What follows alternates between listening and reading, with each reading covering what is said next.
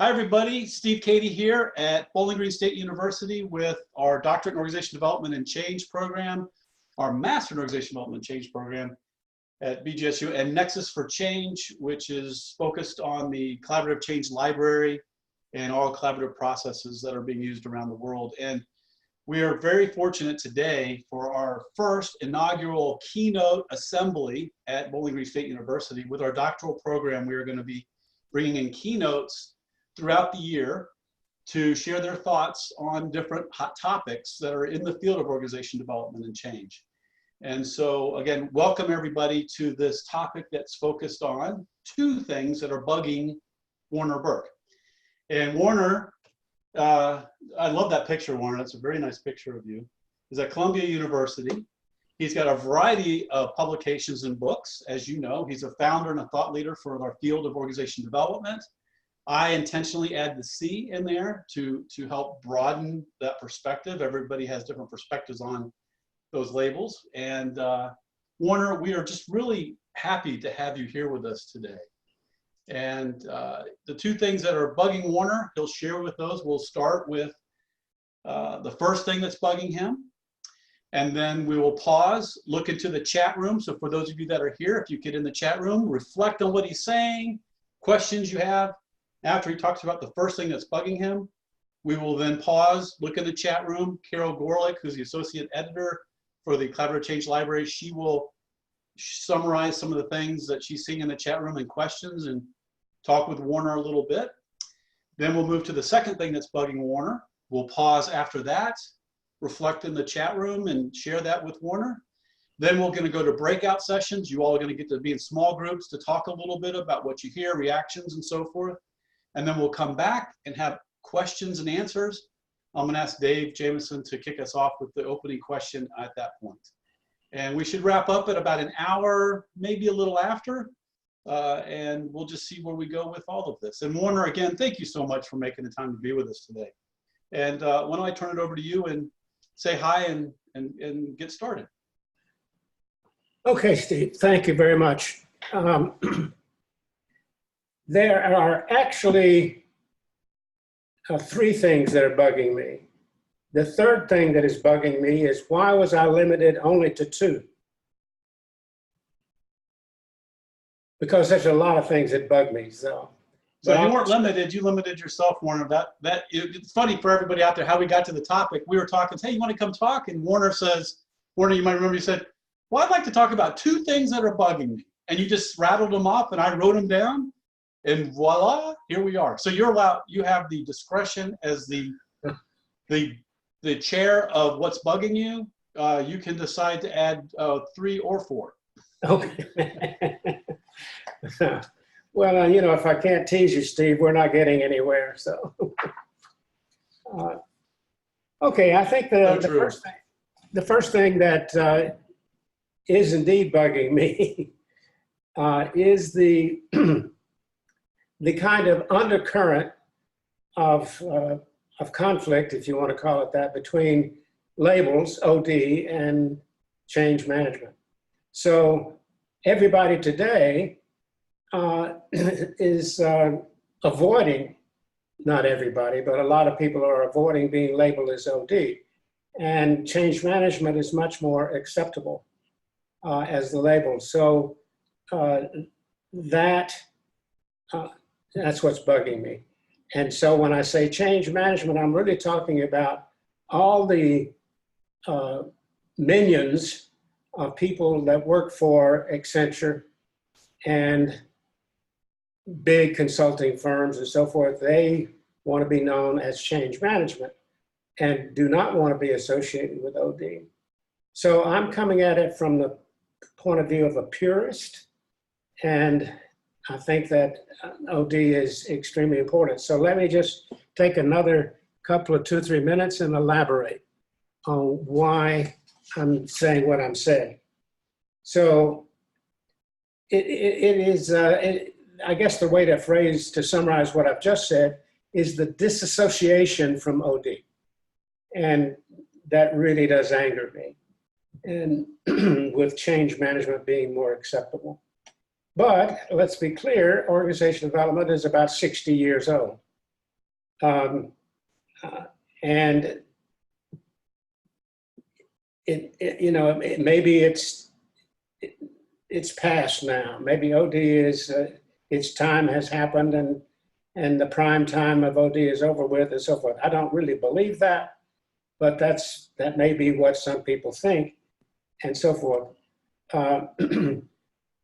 And the other point that should be considered is that OD has not, in my opinion anyway, OD people have not produced any new technology anytime recently, and neither has change management, by the way, if I can make the distinction between the two. And it's far more overlap than there's distinction, but I want to really hammer the distinction. And why is that? And why is that important, and so forth? Also, we have reached the stage where all of the original founders of OD are dead. So that is affecting people, I suspect, because that, with the passing of Chris Ardress, what was that, 2 to 3 years ago? That was about it. Now, you could say Ed Schein was original, and he was in so many ways, but actually he was mentored by Douglas McGregor and by Dick Beckhart at MIT at the time. So I think Ed, if he were online, he would probably agree with me that he's generation 1.5, maybe not 1. And I've worked with Ed, and we've had these kind of talks. And the book series of Addison Wesley, that was really the late 1960s, 69. So that was almost a decade after the origination of OD. So to make my case, I think the founders are all gone. I'm generation number 2. And my mentors were Dick Beckhart primarily. And the wonderful thing about him was he couldn't wait to tell you everything he wanted to tell you. So he would just unload on me in terms of what he was talking about and so forth. And I just sat there and listened and absorbed and learned a hell of a lot. The fundamental difference between OD and change management is that OD has a value system. And I do not think that change management has a value system. I think that people in change management are there because of being able to do things that they really want to do, and do not necessarily feel that they are compelled to do. It's more making a living, it's more being a part of a group that people want to be with, like big consulting firms and so forth. But I don't see a clear value system with respect to change management type of people in terms of what they talk about, what they are concerned with, and so forth. So if you have a clear value system, here are the questions that you should be able to quickly answer. What do you stand for? Do you have a point of view? Do you think of context and collecting data accordingly? And for example, do you do anything in the early stages of an OD effort to do a quick check on readiness for change? And it may not have to be a quick check, but that's one of the first things that you do. And by having a point of view, you never forget your basic theory, which is Lewin's formula: behavior is a function of the person and the environment, and his 3-step model. And people say it's out of date and all that kind of stuff, but that's ridiculous. Because if you go back to the original Lewin writings, you find that he talked about these 3 steps as phases, and that he put phase 1 and phase 2 and phase 3 into context. And what he did all along the way was collect data. That became known as action research. So those are the things that I think are important. One final comment about this first bug, and that is that when I was being interviewed by the CEO of SmithKline Beecham, as it turned out, that was a merger, big pharmaceutical firm between SmithKline in Philadelphia and Beecham in London. And Bob Baumann was the CEO, and he was interviewing me as as a possible consultant for their merger. And without asking me the question, in terms of, he later told me how important it was that I had a point of view.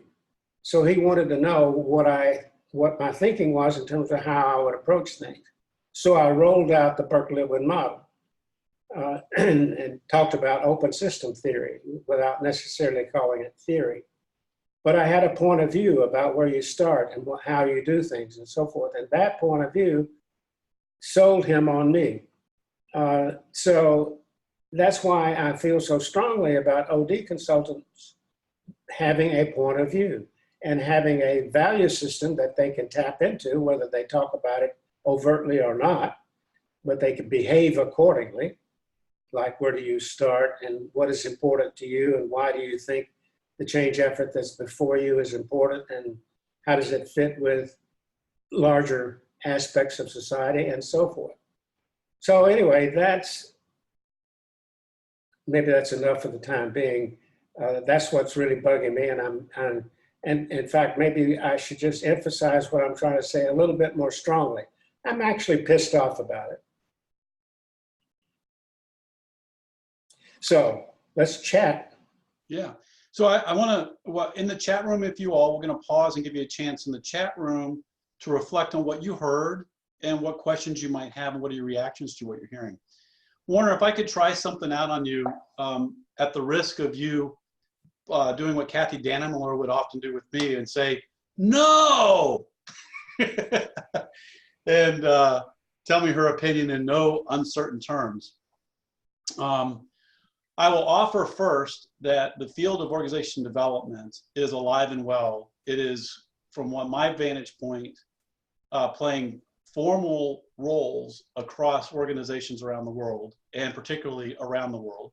So I'm seeing it grow and being taken hold and so forth. I'm seeing this growth. I don't think it is. I so much appreciate your point around the values and how important those values are to the field and how they drive what grows out of that. And then the field of change management, where I first got introduced to it was in South Africa, looking at change management down there, where it was kind of dealt with as a project management. A manager would say, go change that over there for me, but I want to do my stuff. I don't want to be bothered by that. So they'd have change management people implementing the change and trying not to be a bother to the manager that was overseeing it. And I see project management and those kinds of things. However, implementation of change initiatives, managing them in a structured fashion is important. So as I step back, I kind of think of the field of OD describing an interdisciplinary and interprofessional set of things happening in the world across professions like change management, project management, human resources, IO, those, and really describing a broad set of diverse phenomena. And rather than having one definition, there are a variety of definitions that people use based on where they're at. And so it somehow OD tries to help bring all of that together rather than being one very specific thing. It's more able to speak a variety of languages across professions, generations, disciplines, and those kinds of things. So I'm curious what your thoughts are on that. Well, first of all, I don't think OD is dead, so don't misunderstand me in that respect. It is not. I just sort of resent the fact that I have spent my entire life around an area called OD and people don't use the term when that's what it is they're trying to do.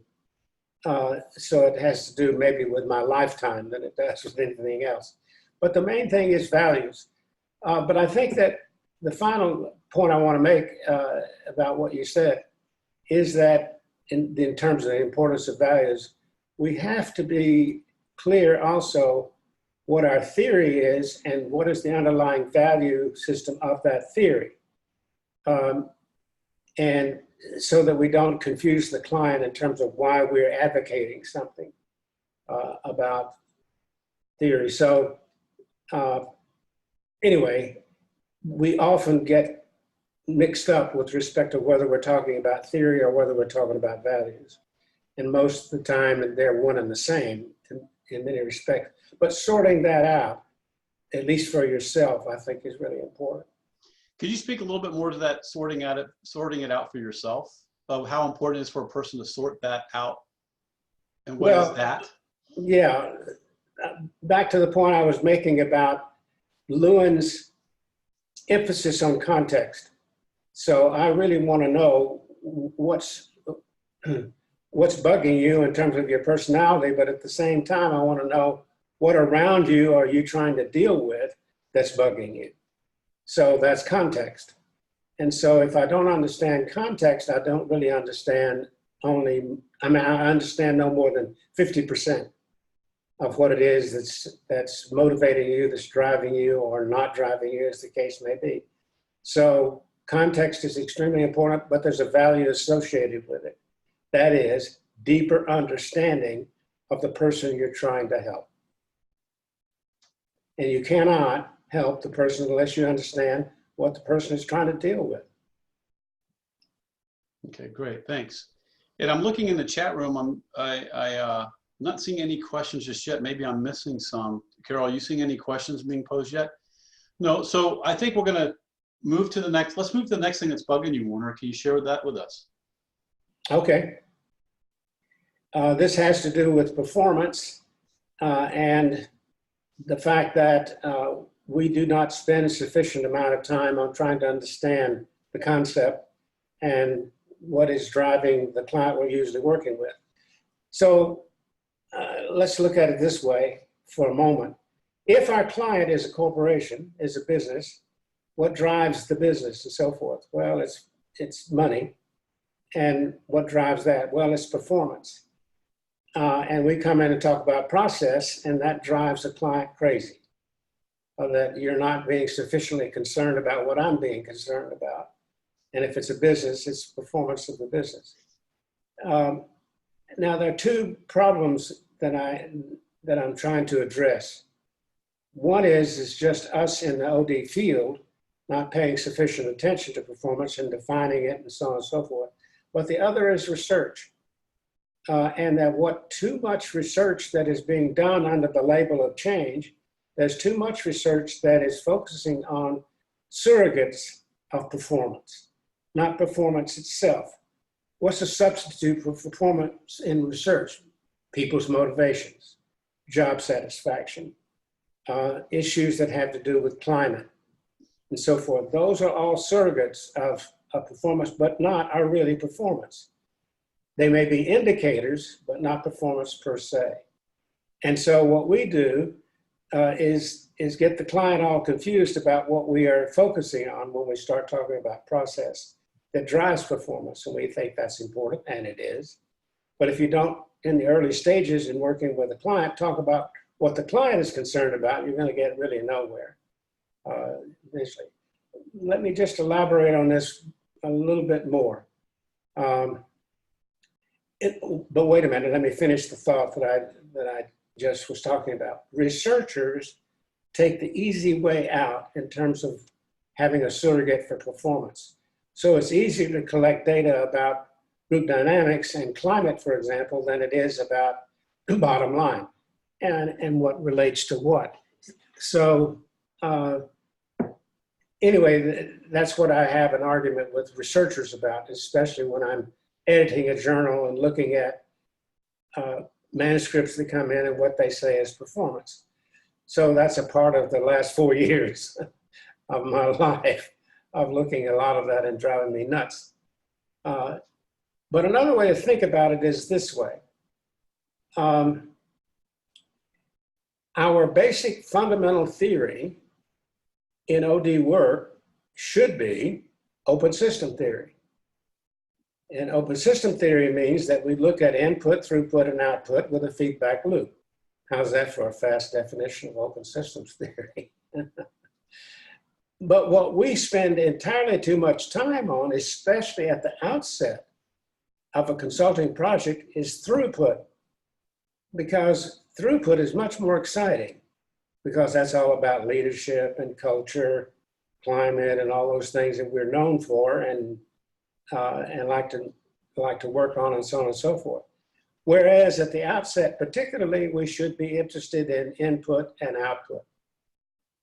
input means what are the forces, and this would please Lewin immensely if we started off with input, because that means what are the forces that are coming in on our client that the client is having to deal with from that person's external environment.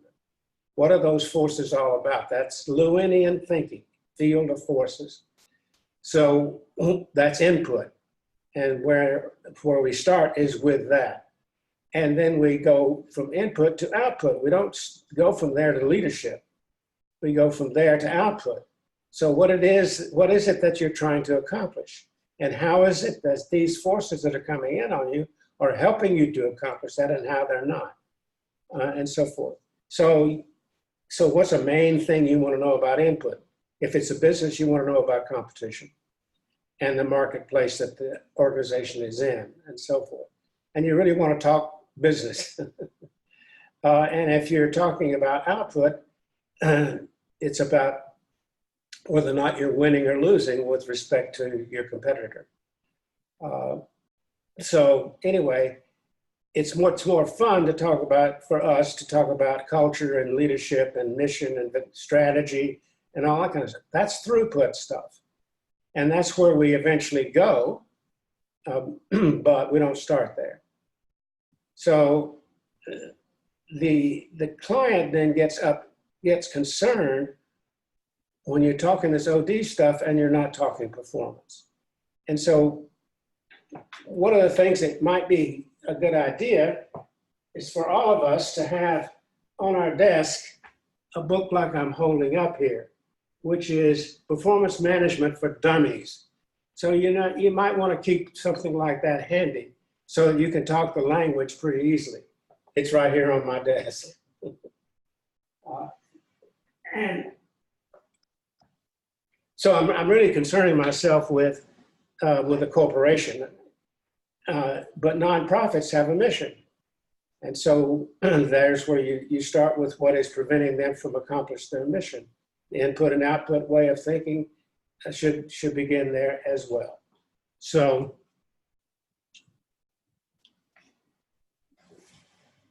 let me see if I've covered what I wanted to. These are just my notes, so bear with me for just a moment.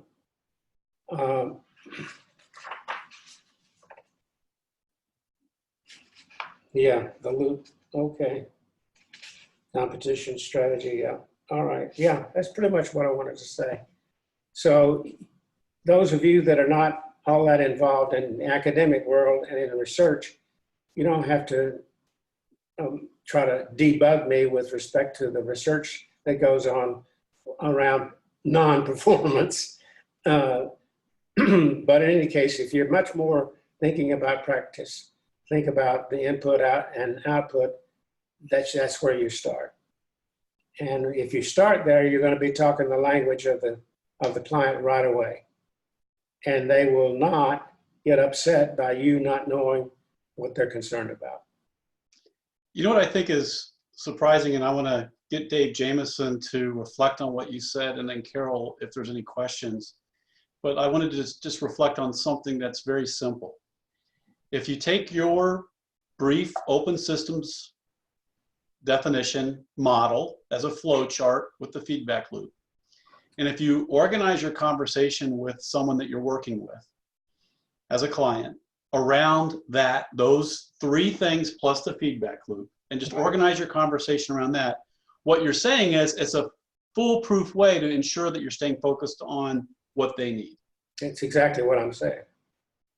Yes, very And good. it's easy, right? It's easy. It just so happens people spend lots of time talking about that throughput, and we have dozens of models and tools and frameworks and stuff, and you can spend all your time in there talking about that throughput stuff to the point that you're so far in the weeds that you forget to step back and look at what are the inputs, throughputs, outputs, and the feedback loop. Yes, very good. Okay, thank you, sir. Just making sure I heard you correctly. You did. Dave, you want to reflect on what you're hearing, and you're on mute, and then Carol, you'll come in and pose a question.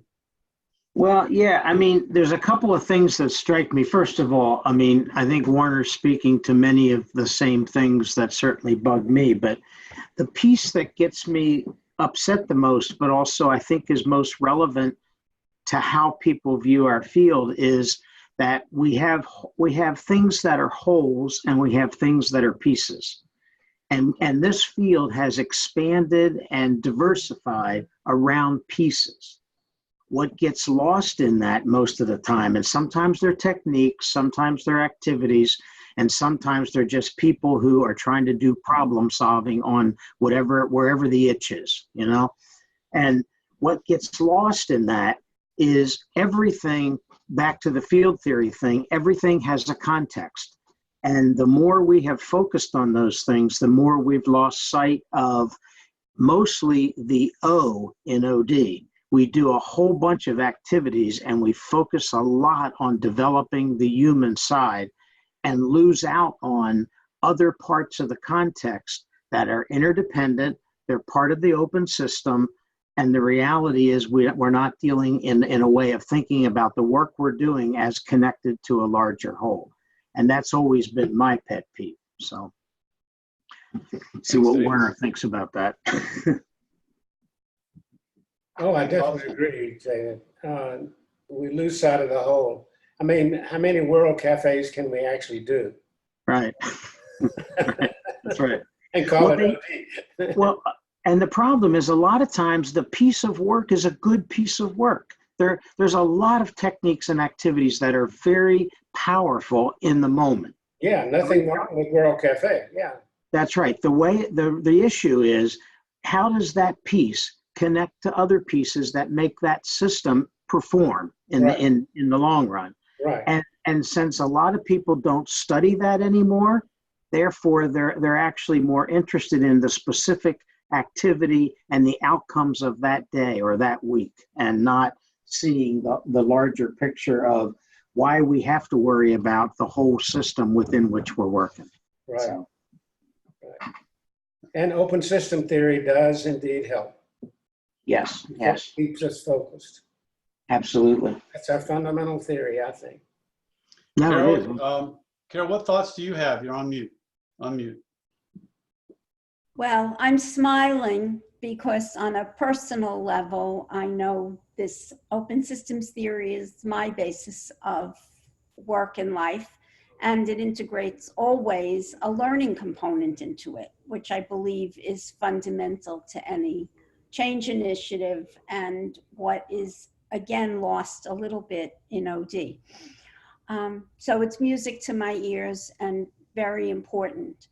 As Steve asked my role, I'm going to talk about the comments. They're few, but very rich. And one of them goes to you directly, Steve. If I'm understanding you right, you see OD as the umbrella concept and term for change management, project management, etc. If so, then what is your definition of OD?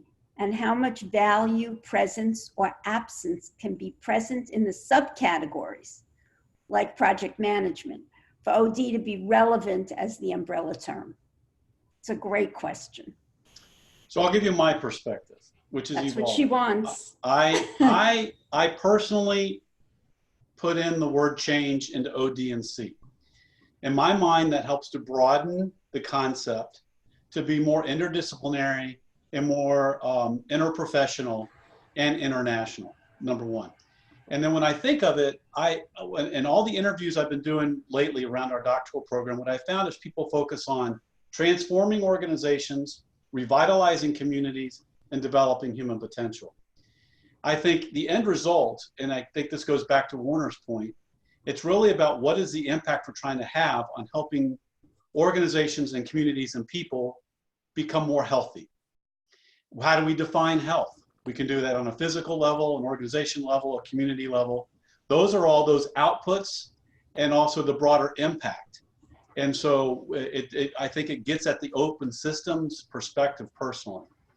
And so I come back to that notion of transforming, revitalizing, and developing, looking at organizations, communities, and humans. And I think just of health. I think of Gestalt, wholeness and health, and creating whole systems that are healthy and more connected and more able to achieve, what they need to achieve. I would stop there and say that that's pretty much how in any, and I think the last thing I'd say is, I think the field, if we allow it to rather than to have a precise one definition, but to enable it to step back and look at that phenomenon, and to step back and look at that and try to find the wisdom that's happening in all these diverse fields, disciplines, places, professions in the world, and to continuously play that interconnector of all that expertise, knowledge, and help all of that to connect. I think that removes the whole point of everybody saying, what's the definition? What is this? What is that? I think allow the definition to always be at debate and say that's a good thing, not a bad thing. I'll stop there. Wow. This one is more directed to Warner. What innovations and tools have we missed out on, and what do we need? When you talk about tools, you mean OD techniques that we've missed out on? Is that what you're asking? I think the question is broader than that, but I think I agree with that assessment if they talk about tools. What innovation could OD apply now so that we can move forward is what I think the gist of that question is.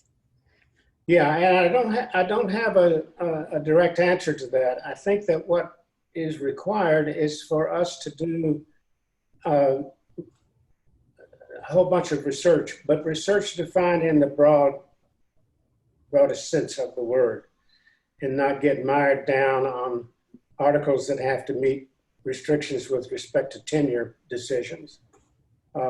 But just, things that are published in the Organization Development Practitioner, now called the Review. Things like articles there may have a possibility. Let me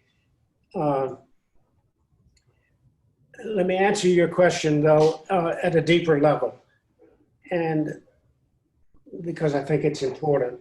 And I spent about 3 hours yesterday on thinking about this, and so I wrote some things down.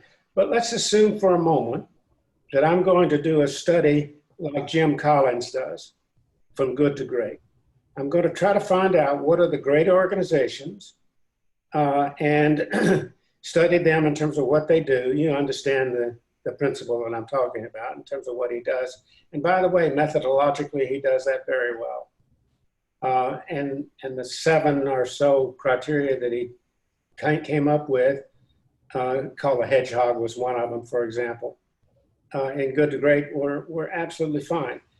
And he ends up with 11 organizations that meet the criteria of all these things that they do really well.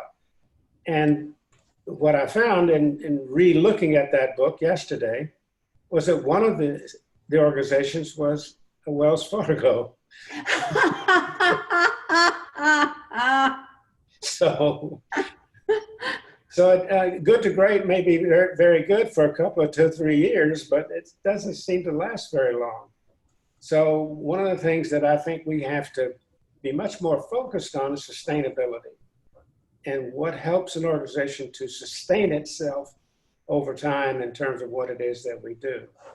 So I began to think about organizations that have lasted a long time and what seem to be common to them. And by the way, there's only a handful that I came up with anyway. And that handful is 4 organizations. So I've done a very quick and dirty Jim Collins study, but I have different criteria. And my criteria for selection are these 4. The organization has lasted beyond its first generation. In other words, succession has worked. Follow me on that? Number 2, sustained profitability and performance over many decades, not years, decades. That's second criteria. Number 3, the organization makes things. So I'm biased toward manufacturing. Huh. Number 4, no union. So I came up with 4 organizations that meet those criteria. one of which I'm not sure about. But in any case, number one on the list, and probably the longest lasting, is McCormick. McCormick makes spices and food products and so forth. They've been around for about a century. They continue to be profitable. They're located in Baltimore, by the way. That's where the headquarters is. And so they've been in business for a very long time. And I'll come back to some commonalities in a moment. A second company is Hardwood Manufacturing Corporation, which of course was the basis for OD, because that was Alfred Marrow's company. And it lasted for more than a generation. And it died because they sold it off and the people who bought it were horrible, and that was in the 70s. But it lasted for a long, long time. And they made clothing, sleepwear, pajamas and all that. And Marrow is the person who wrote the biography of Lewin, as you may remember. And that was Marrow's organization. And he made it work. Number three, Herman Miller. Herman Miller makes office furniture. They've been in business for a very long time. They're in their second generation now, at least, maybe third. They're located in ZEE, Michigan, and New York City. And they make beautiful furniture and so forth. And the last one, fourth one, is Gore Associates. They make materials that especially are nylon, and you've heard of Gore-Tex and so forth. They were founded by Bill Gore and his wife way back in the early 60s, late 50s, early 60s, along about that time, and still are in very much in business. And all four of these organizations were profitable, have been profitable almost for a lifetime. Now, still with me? Is this boring you to death, or shall I go on? Just one thing to go. What are the commonalities among these four? You ask. I'm going to tell you. There are 7 of them they have in common, at least. By the way, this is all off the top of my head, so I can be challenged with respect to the detail. Anyway, number one is size. Size is important. All four of these organizations, in terms of size, are about 10 to 12,000 employees. The size in terms of their revenues is about 1 to 2 billion. So my conclusion here is big is bad and manageable is marvelous. They're all very much manageable. So size is critical.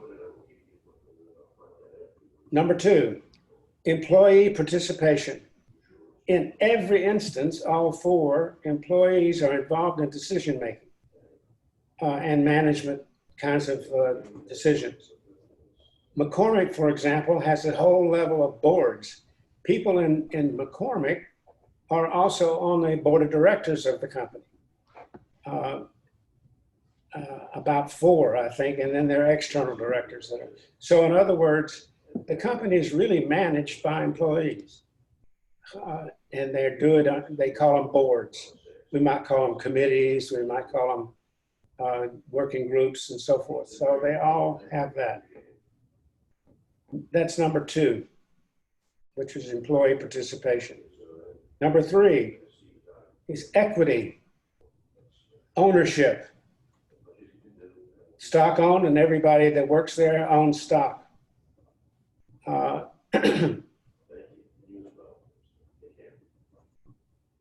That provides incentive if nothing else does. Number 4, they have a strong and apparent value system as manifested in the company's mission, vision, and culture. So for example, Gore was founded on the basis of Theory Y because Bill Gore got his master's degree at MIT with Douglas McGregor and listened to McGregor talk about Theory Y. And he was enamored with it and founded a company based on it. So he runs his company. He's dead now, but he ran his company, his second generation now. on theory-wide principles. And so what's important to them? Ethics. And their value system is based on words that are associated with ethics and with each of the letters and so forth. And for Gore, size is very important. When growth of a subdivision of the organization reaches 150, he stops it right there and says that's as large as it's going to be. So there's no division, there's no subpart of Gore that's larger than 150 people. And there's theory behind that, by the way. That was number 4. Number 5 is visionary leadership. In every instance, the founders and the subsequent leaders of the company had vision. McCormick had it, Marrow had it, Max Dupree at Herman Miller had it, and so did Al Gore. So, Gore Associates. So visionary leadership is there. Number 6, customer focused. You thought I'd never get there. But indeed, customer focused. The customer is paramount. What can we do to make the customer even happier than we're making them? And so forth. Finally, number 7, data driven. These companies love data. Now, okay, that's good to great by Burke. That's awesome. You know, I think it would be great now to go to some small groups for about 3 minutes to 5 minutes, right in there. And you all are going to go to a room and just say hi, and immediately one person needs to take charge, or somebody needs to say, I will type up some thoughts from the group and put them in the chat room, or I'll be willing to represent the group, and have a discussion about what did you hear, what are your reactions, what questions do you have? And then if you could come back, share your thoughts in the chat room, as well as be prepared to possibly come in live and talk with Warner as we have a final conversation here. All right, hi everybody. So Dave Jamieson, share with us your conversation you had in your group, and maybe pose a question for Warner. Well, I don't know. That's an awful lot to process really quickly, but we had a very good conversation. A couple of nice highlights. There was a good conversation that I believe it was Jody, if I have the name right, was really describing the language that's used between OD and change management, and why that is making a difference in selling work, and why that is making a difference to organizations that are buying it. And I agree with that. And in fact, the fact that everything seems simpler, more problem-solving focused and all that sells a lot of change management, but it's also because it's completely controlled by management. There's nobody there pushing anything back. And they also are almost never involved in the front end of planning change, so or coming up with change. So in a sense, all these projects are determined as a whole lot of other work has been done, and now it's simply, here's a timeline, here's a budget, and here's some people we'd like you to help through change.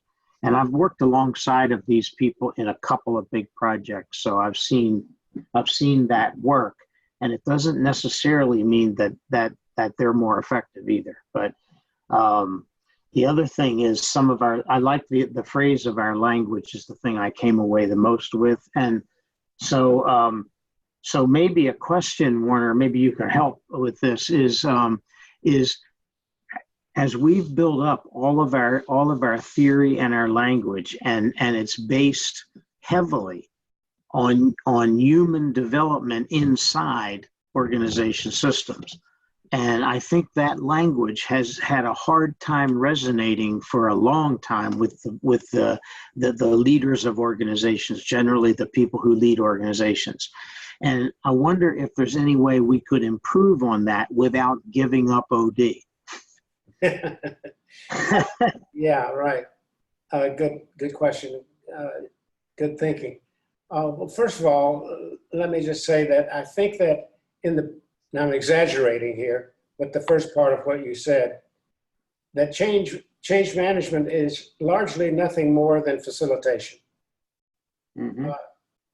So it doesn't have a theory behind it. It does not have, and so forth, unless it's done the way we're talking about it in terms of OD.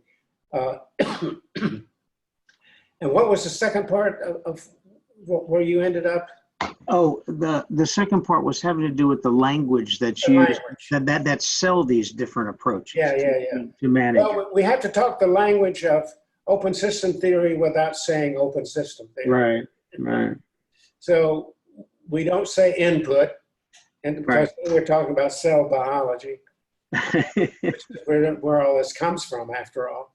But what we do say is, what are the things that are driving you people crazy in terms of out there in the external environment? What are the things that are, you're having to grapple with that you've never had to grapple with before? Right. And things of that nature is what is the way to Mm-hmm. go. And how is that affecting your bottom line? Mm-hmm. And oh, by the way, what goes into your bottom line? Everybody uses that term, bottom line. What the hell does that mean to you guys? And so forth. In other words, you're using street language, but you're using street language according to certain principles that are in your head. You just don't talk about the principles. You don't want to bore them to death. You don't want to start off by saying, well, now this comes from von Bertalanffy and cell biology. And we'll go probably about 5 more minutes, Warner. Carol, we'll come to you in just a second. Jen, why don't you share with us what you all were talking about in your group, and maybe a question. And David, I might have you do the same, and then we'll come back to Carol and wrap up. Sure. First, Dr. Burke, this has been absolutely a pleasure and an honor to have you in presence. So I've been in the field of OD for over 30 years, and to have somebody that's in this kind of capacity talking with us and taking your time, I just want to say thank you. This has been amazing. So Thank you. taking your time with us. Thank you. Our group kind of focused on a couple of quick things. One was the thoughts on moving out of manufacturing, since we're a lot more in the service industry, and some people are even focusing on nonprofits. We talked about mostly the research is being done on the throughput aspect, but what happens if we'd actually focus on the input aspects. And then in many organizations, OD isn't brought in, especially in an internal capacity. They're housed in like an HR capacity instead of at a top level where you're looking at the whole holistic organization.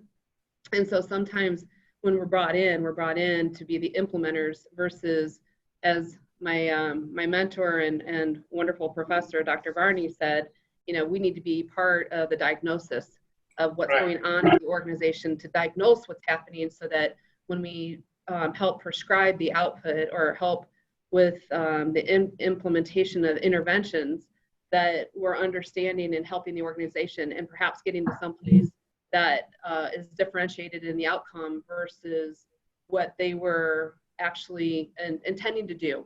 So we may be able to provide additional spotlights and highlights on things that weren't even thought of originally. Exactly. Exactly. Doing our job, we're going to be asking some questions that would never occur to them. And if we're doing our job, that's what we'll end up doing. It's just because they don't think about the kind of questions that we want to know. We just got to avoid the jargon of our field. So David's also in our doctoral program here at BGSU. And David, you want to share some of the thoughts from your group and maybe a question? Sure. Thank you, Dr. Burke, for participating today. Our group came away with 2 questions, one of which Jen asked, which was, what about the organizations that don't fit into the form that you described, that would be service organizations or social sector or nonprofit organizations? How would that work? And then the second question was,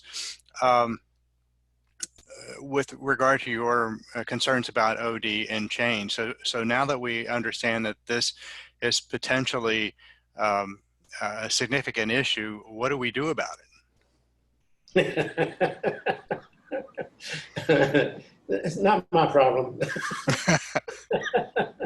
A new generation of us. Yeah, Perhaps. right. It of course, on the first part of what you said, it did, of course, occur to me that I was concentrating on businesses and not on nonprofit organizations or service organizations for the most part.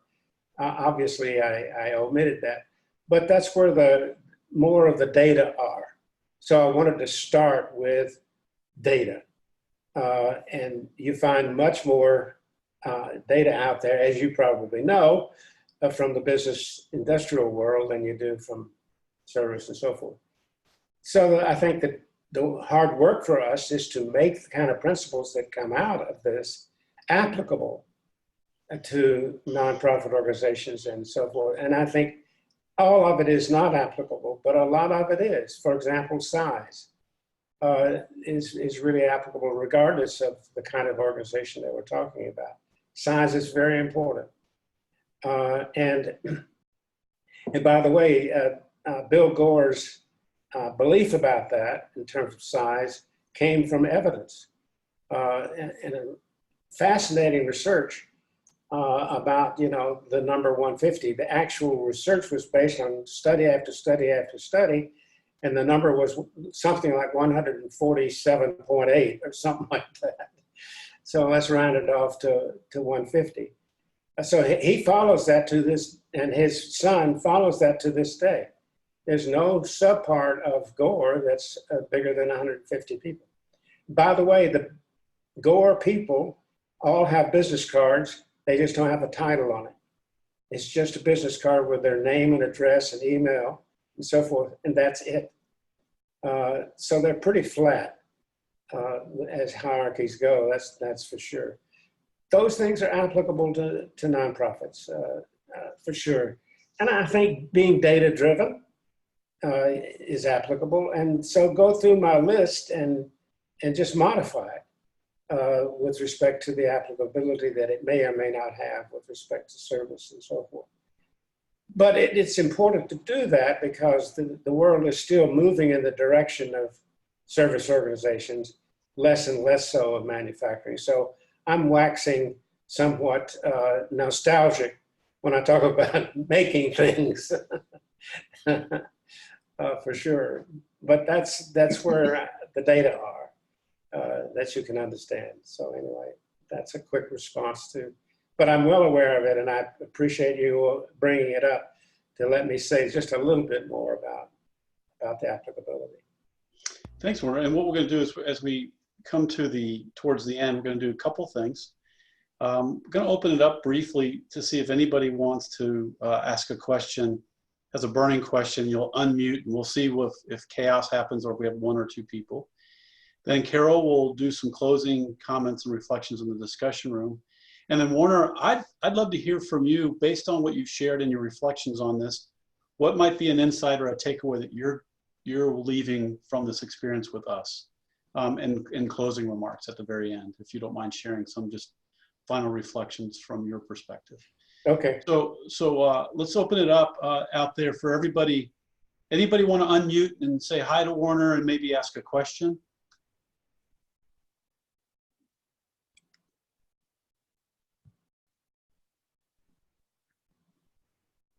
Hi, Warner. This is Brandon Rogers. Hey, Dr. Cady. How is everyone? Hi, Brandon. So, Warner, I just want to say, reiterating what Jen said, just thank you for sharing so much of your wisdom with us today. It's just astounding to hear from you and just hear your perspective. So, for someone like myself, I know that I'm very passionate about working in change management specifically. And I work in the manufacturing R&D environment. So, we have an output. So when you're discussing how to select an engagement, I found that to be very, very relevant, and it just resonates with me. My question is, in taking such an undertaking, for one, how long were someone, even if just one, engagement with a large-scale organization, and just how did you get through it? I don't know quite what. And when you say get through it, the image in my mind was slogging through mud or something. Yeah, let me ask you a question this way. Our field requires a tremendous amount of patience. And if we're quick on the draw, we're going to get into trouble really very fast. So we have to have a lot of patience and be willing to put up with people that have questions that, don't make any sense, and so forth. I don't mean that in an elitist way, but I just say patience, patience, patience. For example, the organizations that I have been successful with in terms of changing, and by the way, I can count them on only one hand, talking about probably 3, maybe 4. But my most important one that meant the most to me was British Airways. That was 5 years.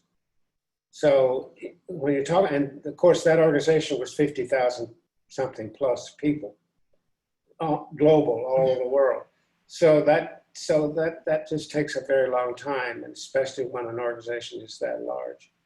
And the second was a merger. And it is possible that a merger can actually happen, and Smith Town Beecham did indeed occur, but that was 3.5 years that I was involved in. Then I worked with 2 banks in New York, and that was a couple of years. So as a consultant, you have to think in terms of that amount of time. This is not a quick hit. That's what people from Accenture do. And if there's anybody in the group from Accenture, my apology, but I could use McKinsey. By the way, if McKinsey's in your organization, it's too late. Figure that one out. And if I have time to tell you about that, I will at the end. That is awesome. Thank you, Warner. That's awesome. Okay, right. Thanks, Brandon. And Mike has a question for you, Warner, in reflection. Yeah, this is Mike Andrews. I'm a doctoral student at Fielding, and I'm in the Organization Development and Change program, and I'm fascinated because this is the first time in the OD space that I've heard people talk about Bertalanffy and company, because that's exactly where I'm working. And I was wondering if Dr. Burke had looked at Fritjof-Capra's work in terms of the systems view as a framework, because I see a broad intersection between the work of OD and the theory that's developing out of the systems view of life. Not only have I done that, I've written about it. So I'm a big fan of Capra, big fan indeed. And in my organization change book, now in its 5th edition, I have a whole section in it on Capra's thinking about patterns and about structure and process, his major concepts. So I'm in love with his work. Okay. Now, don't ask me to try to communicate that to the layperson. Not to mention just to be able to communicate it to myself. It's very heady stuff. A big fan, big fan. Great. Thank you. That's awesome. And Mike, welcome from Fielding. And for everybody here, we have people from a variety of different doctoral programs, professional and executive doctoral programs, and the academic doctoral programs from like Fielding and Benedictine and other places, Case Western and so forth. So it's really good to see you all here. And I'm glad that we're all building this broader community network in this moment. And so we're coming down to the end. Carol, you want to share some reflections, anything from the chat room? And then Warner will have you wrap us up. And you're on mute.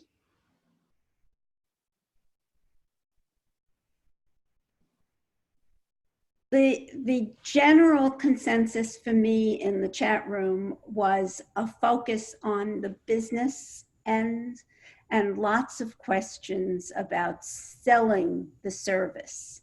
And how do you, particularly when you're internal, sell it so that you have a sense of contributing to the bottom line? There were many questions about that. And on the other end of it were lots of conversations or comments about the higher level systems theory, open systems theory, and 2 people talked about systems thinking and where does that fit into this? I personally believe that Capra and systems thinking are directly related, but those were the very high level.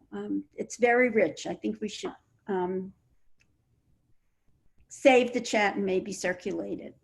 Yeah, it will be saved and posted with the video that will be on YouTube. So thank you, Carol. Warner, your thoughts and wrap us up. Yeah, let me just finish my cheap shot at McKinsey, which was intended, by the way. So let's be clear, even though two former students of mine work at McKinsey. But what I meant by that is that McKinsey's major work these days is on downsizing.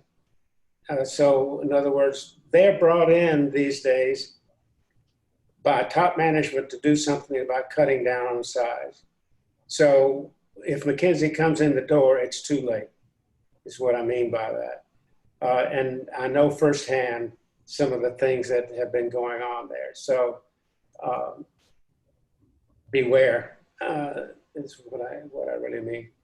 I think that, back to what Carol was saying, when a client asks you, you know, why, you know, what you would do in your proposal and so forth, I would want to know what the client's history is, their experience is with other consulting firms or other consultants, and what has gone wrong as far as they are concerned.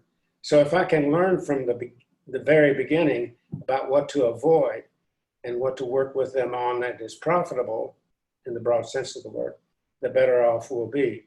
But if they would be willing to answer that, that's what I would want to know.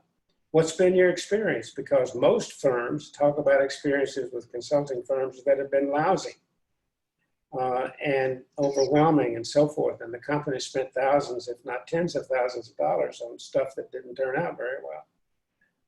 So that's, if the client is willing to talk to me about it, and most would be, that's what I want to know.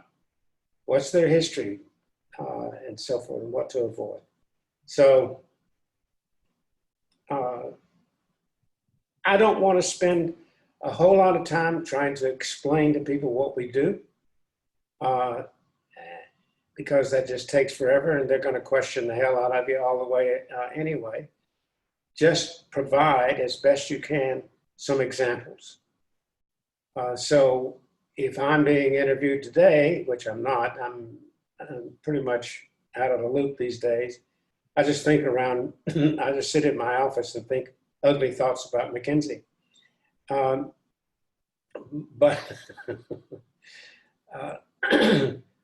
what I want to know is, you know, case examples that I can talk about. So I love to talk about British Airways.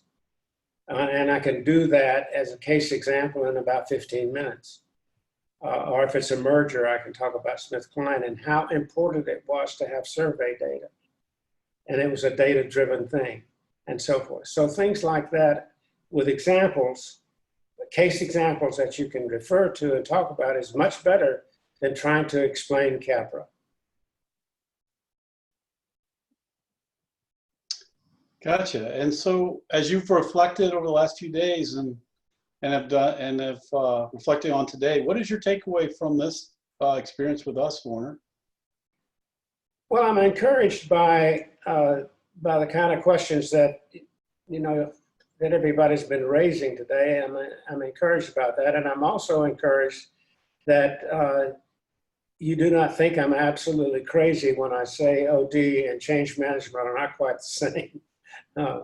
So I appreciate that because it has been bugging me.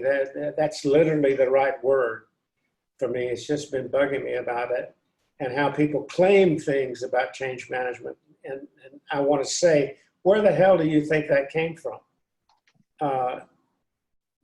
There was no field of change management before OD, so so forth. So anyway, I appreciate that. I also appreciate the patience with me to harangue about performance, but I really do as you can tell, think it's extremely important, and that's what organizations want to know more about in terms of how to influence their own performance. And that holds for whether you're profit making or not. You know, a lot of service organizations have a tremendous difficulty in determining what performance is in the first place. And that's what I would want to work with them about and get it down to something they can count and measure and so forth. And it doesn't have to stay in the clouds all the time about, you know, for example, we've got a project here right now in our program, in our executive master's program with the United Nations HR department. You know, how do they measure their own performance? What is that about? What are they really trying to accomplish? And we're working pretty hard with them about trying to figure that out. And the head of HR at the UN is new, not new to the UN, but new. So he really wants to make some change. And so that's kind of an ideal client to work with. But talk about complicated. It's putting it mildly. But if it's not complicated, we're going to go to sleep. So let's make it complicated. Anyway, thank you for doing it today.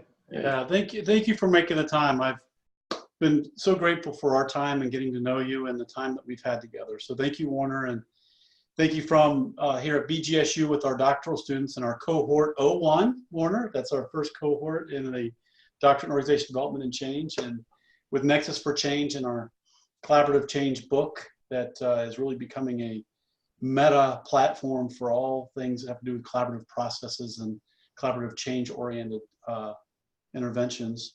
And two things that are bugging you, I think, grew into a variety of things. And just like you said, it was great to hear not only what's bugging you, but I think you gave us some perspectives on hope and for what's possible. And that the group that showed up today, I think, are all hopeful. That's why we do this work. And so thank you for your work and your contribution today with us. So bye for now, and everybody, we'll have some more in the future, and have a great rest of the day.